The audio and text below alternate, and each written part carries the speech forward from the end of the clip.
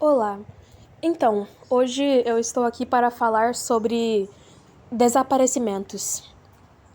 Pois desaparecer é basicamente uma forma de deixar de existir. Ou seja, se essa coisa não é encontrada, logo nós achamos que basicamente ela não existe mais. Ela simplesmente não está em lugar nenhum. E caso nós encontramos ela, logo ela deixa de estar desaparecida, né? E isso me lembra muito do aspecto sobre energia. E claro, eu com certeza não sou uma especialista em energia física, química, matemática, pois isso é um campo da ciência extremamente sério e que não pode ser levado levemente por qualquer pessoa, mas eu tive algumas aulas de física e sempre descreveram a energia como sendo algo que não pode ser criado e que também não pode simplesmente deixar de existir no sentido de ser destruído. Ela apenas se renova e vira coisas novas. Mas você nunca vai fazer, poxa, hoje eu vou criar energia, ela já estava lá. E ao mesmo tempo você não pode falar que você vai destruir essa energia, pois ela sempre vai achar um jeito de se remodelar em algo novo, né? Então isso entra numa questão de que, tipo, e se na verdade o desaparecimento é apenas uma coisa se tornando outra coisa? Porque tem muitos casos onde as pessoas, elas desaparecem, mas depois de um tempo você descobre que na verdade elas mudaram de identidade. Ou seja, às vezes a pessoa raspa o cabelo, faz uma cirurgia plástica, muda para outro país por razões que só essa pessoa sabe, né? Então, tecnicamente, a versão antiga dessa pessoa desapareceu sim, mas agora tem uma nova versão, então tecnicamente ela não sumiu, ela apenas mudou, né? E mesmo que a pessoa desapareça e seja morta, mesmo quando morta, dá pra você identificar o corpo de alguma forma ou de outra, seja pelo DNA ou pela aparência. Então não é de fato um desaparecimento. Você apenas não sabe onde está, mas em algum lugar essa coisa está. Então isso entra na questão de o que é desaparecer verdadeiramente. Porque tem uma outra questão também sobre pensamentos. Como as pessoas com Alzheimer simplesmente esquecem da vida inteira? Eu já conheci pessoas com Alzheimer e não importa o quão elas tentem, elas não conseguem compreender certas coisas. A demência realmente mexe muito com o cérebro delas. E elas não lembram do próprio nome, elas não lembram dos familiares, não lembram de várias coisas. Então, quando os pensamentos e as memórias são esquecidas, para onde elas vão? Por conta de que uma pessoa com Alzheimer, tecnicamente, a memória dela foi destruída. Por conta de que os neurônios dela estão sendo destruídos ativamente, ou estão sendo simplesmente assim, né? Estão sendo inativos, né? Então, isso de fato seria uma coisa de desaparecimento, onde a coisa simplesmente deixa de existir. Mas, e se ao mesmo tempo, essa pessoa com Alzheimer, ela difundiu esse pensamento com outras pessoas antes dela ter Alzheimer? Logo, outras pessoas podem ter o mesmo pensamento, claro, com palavras diferentes e com memórias diferentes, mas esse pensamento tecnicamente nunca morreu. Ele nunca desapareceu. Ele apenas foi desconectado de uma pessoa. Mas tem outras pessoas que estão deixando esse mesmo pensamento vivo. Logo, tecnicamente, é como se fosse uma rede de computadores. É como se fosse a internet. O pensamento é como se fosse uma internet, né? Só porque um dos aparelhos, no caso, um computador aleatório, foi desligado, não quer dizer que a internet para de existir. Então, mesmo quando a pessoa morre, muitos pensamentos continuam com ela. A não ser, talvez, segredos. Como, por exemplo, coisas que essa pessoa fez escondido e tudo mais. Então, isso entraria nos segredos do universo. Pois os segredos do universo são coisas que ninguém sabe, correto? Então, se você cometeu um assassinato e ninguém nunca descobriu que você foi o assassino, logo, se você morrer ou se você tiver Alzheimer e esquecer disso, vira um segredo do universo, pois ninguém mais além de você sabia daquilo. Então, talvez os segredos sejam uma das poucas coisas que realmente podem ser esquecidas caso não forem compartilhadas com alguém. E E isso nos faz pensar em quantos segredos ficaram, assim, sem nunca ser descobertos. E como os segredos são uma das poucas coisas que realmente podem ser destruídas, né? Caso ninguém mais souber daquilo. Então, isso abre portas para muitas coisas de fato interessantes. E isso me lembra muito da mortalidade. Pois, né, você morre, e mesmo quando você morre, você não é necessariamente destruído, você é transformado em outras coisas. Como, por exemplo, adubo. Você pode virar parte da terra. Ou você pode ser cremado e virar um artefato, ou podem pegar partes do seu corpo e doar para a ciência, né? Então, o que seria a verdadeira morte? É um assunto tão engraçado que eu simplesmente não consigo pensar o suficiente sobre e exatamente colocar em palavras, talvez, por conta de que o meu cérebro, ele funciona de uma forma meio estranha, que eu penso coisas e eu falo coisas e depois eu não consigo terminar a linha de raciocínio. Mas é uma coisa interessante de se pensar sobre, né? Então, se segredos são uma das poucas coisas que realmente desaparecem, mas aí entra na questão de que o pensamento, assim como a internet, tecnicamente também não existe, por conta de que são apenas conceitos humanos. Logo, se todos os humanos param de existir e formos extintos, e nenhum outro animal consegue pensar da mesma forma exata do que nós e tudo mais, isso deixa de ser um conceito. Além de que pensamentos, você não consegue distinguir se eles realmente existem no mundo material. Eles são apenas pensamentos. É uma coisa que você não consegue ver, é uma coisa que você não consegue sentir com as suas mãos. É apenas uma coisa que você sabe que existe. E isso é uma situação super interessante, pois muitas pessoas não sabem o que é pensamento. Por exemplo, teve um caso bizarro na internet uns anos atrás de uma garota contando a experiência que uma amiga dela sofreu, que foi basicamente assim: a amiga ficava falando que ela ouvia vozes no cérebro dela, no ouvido dela. E ela falava, poxa, tem alguém falando comigo, ou alguma coisa. Então, óbvio que de primeira acharam que era um tipo de esquizofrenia. Mas os sintomas dela não eram nada parecidos com qualquer pessoa de esquizofrenia. E então, finalmente, ela perguntou para as pessoas se essas pessoas também tinham pensamentos com essas vozes. E aí, finalmente, ela descobriu que era a própria voz interior dela. Essa menina, ela não sabia o que era ter um pensamento. Ela achava que ela era a única pessoa que tinha pensamentos. Por quê? Essa é a questão.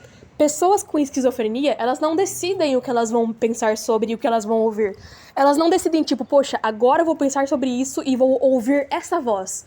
Mas essa garota, ela conseguia controlar as vozes. E as vozes eram o que ela gostava e o que ela pensava. Só que ela não sabia o que era aquilo, então ela achava que era uma outra pessoa. Mas era ela mesma. E quando ela descobriu aquilo, ela começou a pensar e falou, poxa, é verdade, sou eu, sabe? E depois disso, nunca mais ela teve nenhum diagnóstico de esquizofrenia nem nada. E isso também entra numa questão, assim, de que, tipo, poxa, mas o que garante que nós estamos numa simulação e tudo mais, né? Daí, aquele papo de gay, assim, né? Aquele papo esquisito, assim, e tudo mais. Mas aí, eu adoro pensar em teorias da conspiração e sobre o que existe e o que não existe, pois a existência é meramente uma coisa que nós inventamos também. Então, mas essa é a questão, o que denomina algo que não existe? Por conta de que pensamentos não existem, pois eles são apenas uma interpretação da realidade. Mas se a realidade é interpretada, logo, nós não pegamos a realidade como ela realmente é, mas apenas uma interpretação. É como você lê, é como se tivesse um filme, e ao invés de ver o filme, você vê apenas o resumo do filme. Então, os seres humanos nunca conseguem ver o filme em si. A gente sempre chega perto dos resumos. Então, nós nunca vamos conseguir pegar a realidade como ela realmente é e ver todos os ângulos. Por conta de que até os nossos olhos não são assim. Nós não fomos feitos para ver tudo. Nós somos feitos para ver uma parte muito minúscula do que realmente é. Que, por exemplo, tem animais que eles veem muito mais cores do que o ser humano comum. Tem animais que veem, tipo, muitas e muitas cores que nós nem conseguimos imaginar. e eles veem numa alta definição.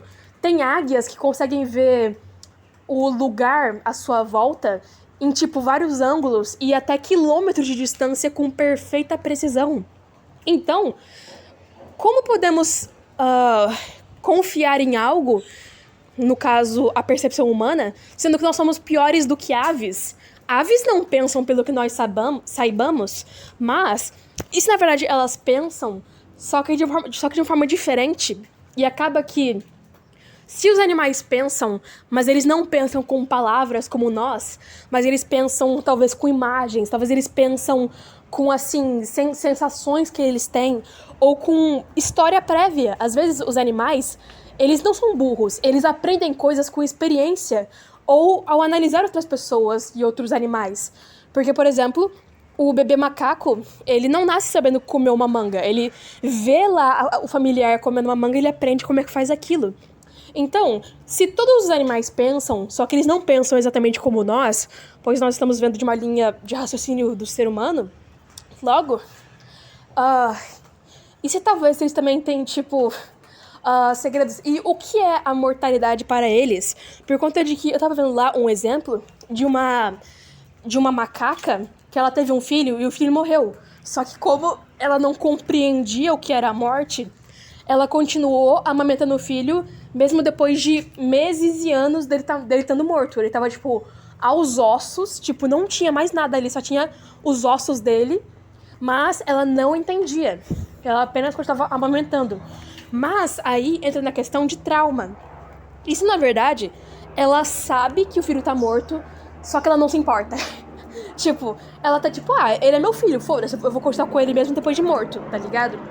Então, a percepção dessa macaca é tipo, eu sei que ele está morto, eu sei que ele não é um macaco como os outros, pois ele está morto, mas isso não me impede de interagir com ele depois da morte. Ou seja, é quase que uma necromancia, pois essa macaca, ela tá interagindo com um ser morto.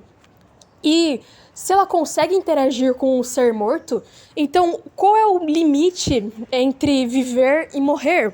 Por conta de que nós estamos em contato com as pessoas que morrem todos os dias. E todos os dias nós usamos coisas que pessoas mortas usaram. Às vezes, o banco que você senta no ônibus foi usado por uma pessoa morta.